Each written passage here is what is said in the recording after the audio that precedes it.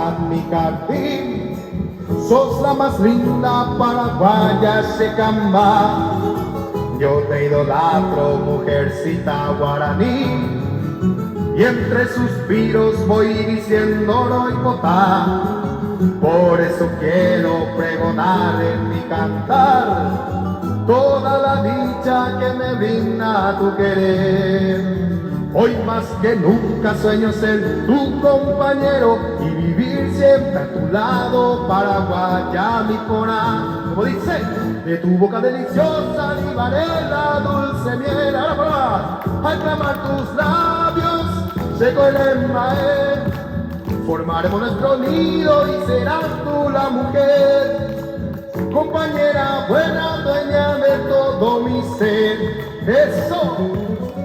Una vez más, con ánimo, con alegría, muchachos. El sonar guaraní. Ahí está, paraguaya linda. Ya, tú como una alegría, y no hay bomba, llamo tu sala mujer paraguaya. Ahí está.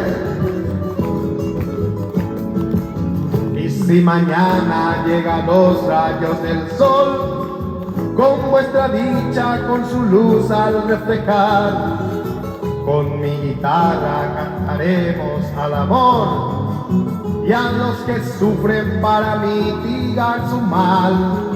No habrá tristeza alrededor de nuestro hogar.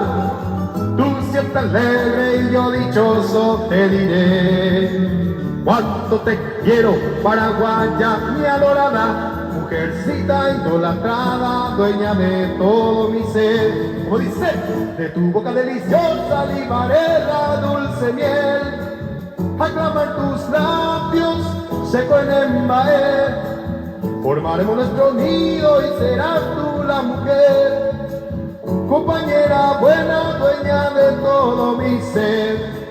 Compañera buena, dueña de todo mi ser. Compañera buena, dueña de todo mi ser. Muchas gracias, queridos alumnos. Que se escuchen esos aplausos, porque esos aplausos son dedicados a la directora, que a los pocos puedo permitirnos esta actividad con ustedes. Muchas gracias.